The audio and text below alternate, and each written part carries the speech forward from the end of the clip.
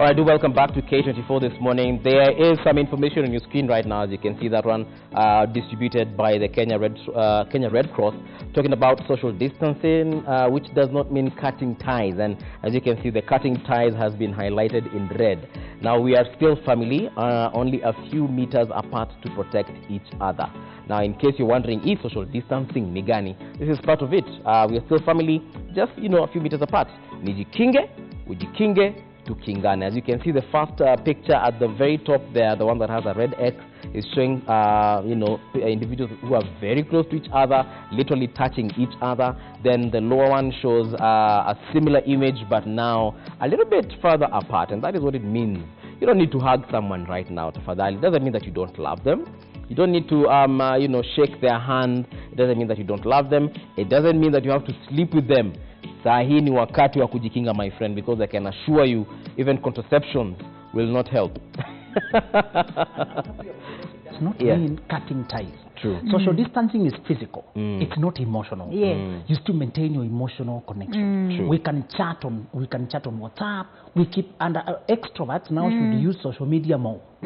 Because social media, you can keep in touch with people, you can chat more, Does not mean that because we are physically apart, we are not together emotionally. We still continue talking, discussing things we were discussing. And while we were off, we said something that this time, it's also a time for people to realize other ways of doing business. Kuna watu sahi wataanza work from home. And after they realize this is even a more cost-effective way that we can minimize office space by also using our homes, working from there and, using the IT. And we also need to say that while I want to complain, social distance is not practical. For me, my life is like this. We are not prescribing it for everyone. We are saying if you can, we are saying if your job is possible to minimize, please apply it. If it's not applicable for you, stop getting angry. We're also saying what are some precautions you can take. For example, I was giving the example that nikienda kwa mtu kibanda nipate you're not using disinfectant, you're sanitizers, na hizi nyanya zinashikwa na watu, I will not buy from you then. And also ukienda kwa mtu wanyama, what you are saying, money and meat. There are some things you can take precautions now, even if they will increase your cost a little bit. But we say, what you're avoiding is more expensive than the little money you're spending now. Right. And I'm also wondering where the sellers of sanitizer, when are they hitting the streets? But there's no one to sell to. The roads are literally empty, for lack of a better word, unless watu wache kuuza njugu kwa barabara, waanze kuuza sanitizer. That's what I recommend. Somebody is seeing the opportunity here to sell us the pocket, the ones we can carry with us, to go, and also the mask. Aeke kwa sachet. Yeah. Tell us, at easy wipes. Most of the wipes really are not effective. The disinfectant one? Yes, we want the one that really have disinfectant. And for day to day, after you have been to K24, you are out, you go, clean. Those are the small precautions. And what you are saying is also, in case you're feeling anxious, if you have been, most people have been having anxiety, and these things increase. Yes. Those who have been having depression, these things increase their hopelessness and all that. We can cancel the roof on. Don't die in your house. Contact a counselor, contact a consultant. Have your sessions done. Nowadays, the world is a global space. We can do sessions for people from Australia. Kama corona inaweza kakufikia, pia Benjamin atakufikia. But to be honest, Grace, if we are to be practical, Patrick just called and he said in his closing remarks, hii kitu inakaa tutakuwa quarantine for a whole year sasa. Mimi nitakaa nyumbani for a whole year. A lot of people are actually looking at it from that perspective, and they're like, let me go hustle, let me just go and struggle out there and get my disease, mi bora nipate pesa. Well, the thing, what we are saying is that, I repeat what Zulu has said, whatever it is that you choose to do, take care of yourself. Some of these things are not practical for all of us, but take the precautions that you can. Let's not throw away everything because I can't social distance, then I'm not going to do anything. No, go and do as best as you can. These days we have what we call swivel. If matatus are so crowded, try the swivel. Sometimes they have... But now what happens to that matatu driver whose only means of making money, he cannot consult people on the phone? Right. Right. So now, I mean, and those guys is like, where? In other words, what we are saying is that look at your situation and instead of throwing caution away, take care of yourself. Jikinge kinga mwenzako tukingane. So whatever it is. So if I am going to use a matatu and I can't find a mask, then when I get into the matatu, I will put on what? I will put on a scarf and protect myself. And then when I have my hand sanitizer with me all the time, I get into a matatu, I wash, I clean my hands. I get off of it, I do the same thing. Everywhere I go, I am constantly protecting myself as well as protecting others. So we are saying, what we are saying is, let's be realistic and let's be appropriate. Let's not just say, because I can't do this, then I'm not going to do anything. Let's not be like that guy who was praying for God to protect him or to save him from the flood. Polisi wakakuja, helicopter ikakuja, boat ikakuja, akakufa. Akaenda akauliza Mungu, I cried, you didn't answer me. And God said, I sent the police, I sent the boat. Oh, he was expecting to see God personally come for him. So let's look at our situation, whatever it is, and we take care of that. And like Zulu said, this is more psychological than it is physical. Right. This is a fear of things that we cannot control. And so we want people to know that they can reach us. You don't have to come to the office. We can be able to reach, you can reach us through the phones, and we can help you reduce the negative thoughts that cause now the emotions of fear and the emotions of being paralyzed, by the way, and be able to encourage you so that you can be able to look at what you can control rather than what you can't. All right. And also the vendors of fruit. If I was selling apples now, I would recommend for that guy, instead of going to buy another batch of apples, now buy sanitizer. Anza kuwa sanitizer. Watu Apples tutakula baadaye. They are imagining zimeshikwa. They are imagining zitaosha na sabuni and all that. So ukiona the sales of what you've been selling has gone down, check which commodity. Because it's also about your general approach to life. Be an opportunist. Be positive. Be optimistic. Instead of complaining that business is no longer moving, check where has the motion gone? What is moving? Go with the wave. Go with the wave. There's a flexibility and softness that helps. All right. Kuna line or rather kuna SMS via WhatsApp that has come through. Remember, we asked you, you're observing social distancing and how are you doing it? Kindly let us know. We have a text here from Murezi who says, social distancing may not really be a way out because the town and work situation set up in Kenya is a mess by itself. One has to travel rather on a crowded matatu or on a boda boda where only a few centimeters are left to a kiss. Where? So, no sense. That is Aaron Francis Murithi of Kianguenyi, Kirinyaga County. But tumesema, just because you can't do everything, does not mean you can't do anything. Please, let's stop dismissing all of it. Right. Even if kwa boda na kwa matatu you can't, where else can you? You have been going to a restaurant needlessly. You can say, wacha sasa nipunguze here for now. You know, you have been biting mituras. You can change up. Wacha mutura. na ukipanda kwa boda, if you don't have a mask, you know, put on a scarf. Just cover yourself and make sure you have hand sanitizer. That's what we are saying. We are not saying that we don't want people to go to the extremes of throwing everything away and saying social distancing, I can't do that, so I can't protect myself. That again is catastrophizing, because and that is more avoidance. You get the virus, you'll be forced to quarantine. Yes. What is easier? So what we are saying, let's be more tusikae. Unajua, you know, there is this thing. It's not only in Kenya where we wait until there is a crisis for us to do something. So what we are saying, there are some things already we have been sensitized. The thing is here with us. So let's look at where we can be able to reduce the spreading of the virus. We may not be able to completely, but we can reduce. We can reduce. Waweru from Kitengela is on the line. Waweru, good morning. Okay. Habari yako kaka? Salama sana. Ume self quarantine, ume practice self distancing ama wewe business as usual? Nini lakini bado tuko wengi. Yeah. Okay, what is your question or comment? Comment just kuwapongeza and say you are doing great. Thank you very much. Yeah, watching from Kitengela. All right, thank you very much Waweru. Okay. All right. In a situation like that on Waweru amesema sisi kwetu tuko wengi. Ngoja kwanza tuko na Joshua kutoka Kinyaga pia. Joshua, good morning. Morning, Buvi. How are you doing, sir? I'm doing very well hapa, Mungu ametubariki na mvua. Baridi imezidi Baridi hakuna, huwezi kuwa na baridi na coronavirus, both ni kubaya. Okay, what is your question or comment? Mine is very brief today. From our topic today on social distancing. Yes. I think our government is not serious movie. Yes. I think at this juncture, I would appeal to the government and to the president to, number one, I think ban all public transport.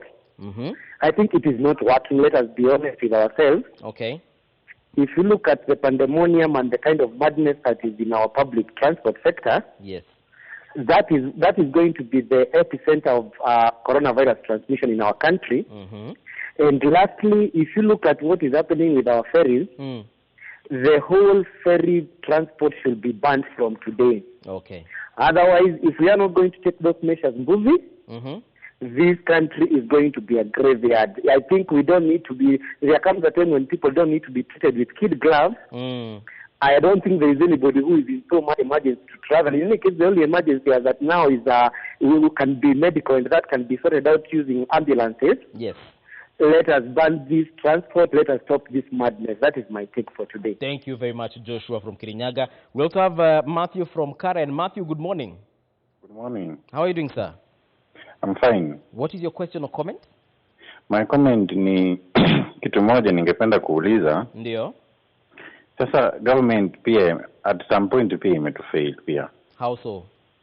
Kwa sababu inasema self quarantine. Sasa tuseme mtu amekuja for a business trip kwa siku 3. Ndio. Sasa atafanya aje self quarantine na yeye amekuja for siku 3 na self quarantine ita take maybe like 14 days. Ndio. Na maybe alikuwa atoke aende to another country to kufanya biashara. Ndio. How is that possible?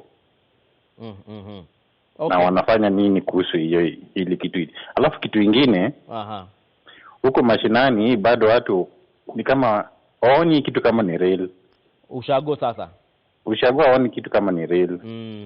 Wanasema hii kitu tu inasambaa tu Nairobi, alafu hawana much knowledge about it. Okay, thank you very much, Matthew. Yeah. Asante sana. Some very legitimate concerns raised there. But in terms of the conferences and the traveling, the government made it very clear that you can do conference calls. The technology has allowed us nowadays to do that. You can actually have a call of up to 5 people at a time. I have tried it, so I know it actually works. Nowadays, kuna WhatsApp group wase pia. You don't have to travel. And in case you find yourself in that unfortunate situation whereby umeingia to country and then they shut down the airport, well, I think that's an understandable situation. As you self-quarantine or as even you're quarantined, things will be put in place to make sure that all is not lost. But you do not have to travel, by the way, right now. Make that call. Even if you have to, your transport, ungetumia ya 3,000, weka airtime ya 3,000. Piga simu. I believe that is something that can work. And that's what is happening all over the world. That it's not just here in Kenya. I mean, when I'm reading news and hearing from friends who are in the US, who are in Europe, that's what is going on. People are thinking in terms of this may be short term, but it can be very deadly. And so, like my brother Zulu has said over and over again, count the cost. You know, what is the alternative? And we do the best we can. You know, make sure that whatever it is that you do the best that we can. Again, let's not go into that throwing up of hands and being helpless, feeling helpless that there is nothing we can do. And so let's. I am imagining, even as we are faulting the government. Can you imagine? I'm a mother, and so I am concerned about my household. Imagine the government is having to think of ways to protect the whole country. And if they are going to ban, for instance, the ferry, the public transportation, what is the plan? What is the fallback plan? So we go ahead and do. It's almost like when we had the whole thing of matatus hazitakuwa zinaingia tao, zitakuwa zinafika Ngara. And then what? You see, we didn't even have a plan of, Beyond instead that. of this, we are going to do this. And so we also need to appreciate that, even though the government is not doing what I would expect them to do, but what am I doing? So if On I an do, individual level. mimi mwenyewe nikifanya, if I am najikinga na kinga wengine, na wewe unafanya hivyo, na wewe unafanya hivyo, and together we are going to be safe. Right. So we also need to understand that also there is a mother hen here who is unable to get everybody into a safe place. And mother hen here is the government. Yeah, Okay. that what can I do? Like, is it George Washington who said, don't ask what the government can do for me. Ask what you can do for the government. Yes, let's also do what we know to do. There is a lot of information from World Health Organization on how we can protect ourselves. Let's do that. Let's protect our mental health. Again, this helplessness that we are talking about, it is not possible, or we should do this. It's because of what we are thinking about in our minds. So let's take care of also our mental health. What are we thinking? Are we thinking optimistically or are we thinking helplessly? Benjamin, it's funny she's mentioning about mother hen and you know what mother hen can do, or rather those other two hens out there can do. A family that has got, because I have a friend, for instance, they grew up in a family of 17 children. And this is a man who had only one wife. And you can imagine huko mashinani where everyone is mentioning, mnakulanga kutoka kwa sahani moja, sufuria moja, mnaketi pale, baba na mama wanaketi hapa, watoto wanajitandaza hapa, wanaanza kukula. What happens in that kind of situation whereby now social distancing during supper time is a problem? We have to, all 17 of us are there. Yes. What happens now? Again, we have not said that when you talk of social distance, we also said you're not cutting off. We're not saying practice social distance where it is possible. So wengine wakulia kwa granary. We don't have to force it. Yes. Inside a family setting, what about you just put sanitizers everywhere? And we have wakati watu wanatoka, you teach them about masks and all that. And we also need to remember aged family members are more vulnerable. Right. I saw some people traveling up country and all that. Okay, up country is safer because you might be fewer. There's not as such crowding as here.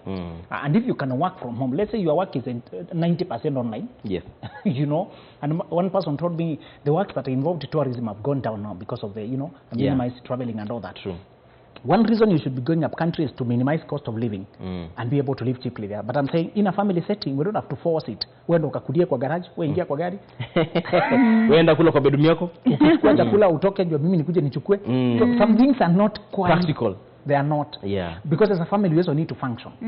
And let's warn that some people who are taking this social, you know, isolating to abandon their loved ones. That's not the idea.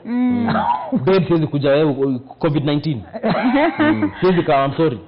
Emotional connection, your relationship, the family must continue functioning. Right. It's that we are taking precautions where we can. Okay. That's the point. And let me say this. If we have a lot of people in the house, we may not necessarily be in danger because none of us is contaminated or infected. So even as we are thinking about social distancing within our family dwelling, we also need to be aware that it is not, if it is not there, it is not there. So let's not panic. But if we have, and this is one of the things that I think here is where the Ministry of Health would help us. Right. If we need to be tested, where do we go? Is there a place where we can call and say, hey, we are 20 of us in this household, and we just want to make sure that we are okay, safe. There is no coronavirus here, nobody is infected. Can we get somebody to come and test us? In a country of 48 million, that might be impossible. I know. But they said, in case you have symptoms, the numbers to call are actually in the World Health Organization website. All government websites are now, you know, publishing them. I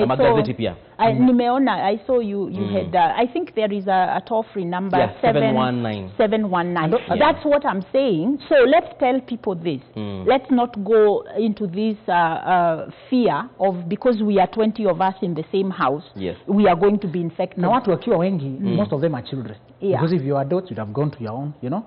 So these children, what we do is to control their movement. They don't need kutoka nje, sijui kwenda wapi na wapi. And that is actually something I was coming to, because like where I live in the estate, now that shule zimefungwa because of this quarantine, children are playing all over, wanatoka phase 1 wanaenda phase 2, wanatoka phase 2 wanaenda phase 3, wanatoka phase 3 unawasikia sijui wako wapi, and then in the evening they all congregate. Yeah. I am thinking sasa kama umetoa COVID-19 phase 1 exactly. And that is why we are saying let's be responsible. Yeah. Let's be responsible about how we are taking care of ourselves. Now there is also something else we need to sensitize people, that there is also the symptomology. Yes. Know what the symptoms are. Come out. If somebody is having flu symptoms, then get tested. Or if not tested, but they have already told us. These are the things. Take breath. When you breathe in and you feel some difficulty breathing, and that is not normal, then get some help. We are also talking about fever. You can use paracetamol. So also equip your house with medications that can help first aid to be able to deal with that. And we do know that if you treat yourself of these cold symptoms, flu symptoms, that you may not necessarily have coronavirus. True. So it is important for us to get as much information, objective and clear information about what are we looking for. We are not just saying just because I'm in an office with 15 people that we are going to spread coronavirus. If we do not have it in the office, the chances are that we will not, just because we are together, we will. You see what I'm saying? Let's work on facts, not just emotion or kind of. What Benjamin you said about watoto kwanza watoto hapo. Able to advise our wazazi, because children are all over these estates right now. There are some families who send kids to school ndio watoe hapa. Yeah. They're trying to get them out. This is the time to take responsibility and to control the movements of your children. You need to determine and direct. Leo kama mtatoka ati mtaenda wapi. The reason walitolewa shule is to minimize that kind of crowding. And it will beat the sense if they come to crowding the estate and remove them from the school. They can do their stuff within the house. And we need to remind people that if you are Form 4, mutiani eja postpone. Tusome. Magoha was waiting for you at the end. And I saw some of the girls slaying, they're slaying, they're walking around, they feel good. I tell them, now you feel like you're slaying. You'll be slaying by the exam, my friend. You'll slay you, a good one. These kids should be reminded that the curriculum has not stopped. Continue studying even if you're at home. And maybe this is substituting the holiday you should have had. Now the work that was supposed to be there will still be there. So you not come say, I failed the exam because of coronavirus. Did it get into your head? No. It is you, your laziness. So we should remind them to continue studying even at home. They have time for playing, but not atikule nje kwenda kumingo, so many of them. This is a difficult time, and we need difficult measures. It's uncomfortable for all of us, but we are playing within the compound. Within the compound. No going out. Closing remarks, yes. I'm going to say that that parents, we were talking about the opportunity for parents. Daddy is at home, no longer working at home. Let's have structure in the homes. Let's have a plan, and also something else that is good for mental health. If you normally wake up at 6, please, because you're not going to work tomorrow, don't start waking up at 8. You disrupt even your own body. Your body is getting a bit, and so again we are saying that it is good to keep structures in place and have plans. Have kids. Let the kids know that there is a timetable. You are home, but this is not for you to just run around. Let's have structure even at home. All right. Benjamin, closing remarks. Did it mention social media or just a remark? You can mention social media as well. So my remarks is take personal responsibility. And remember, this is your life. Whatever you're being told by government, by everyone, it is for your own good. My social media is Benjamin Zulu KE. On all social media, Benjamin Zulu KE. Chat me on my website, benjaminzuluke.com. Gmail, benjaminzuluke@gmail. All right, thank you so much. And Grace Kariuki, Dash Nderito, that's my Facebook. Live by Design is my YouTube channel. And 0707584830 is my telephone number. All right. Let us practice social distancing, and of course, let's not forget to sanitize. Jeff, moto tafadhali njoo hapa nikunawishe mikono. I'm still trying to keep the distance. So how do you do this? Hata nikurushe. Okay, fine. Thank you very much. Amita also? Okay, fine, we can continue. We can finish then. I want also them to do the sanitization. So okay, I need to throw it back. It doesn't mind to keep. Okay, here you go.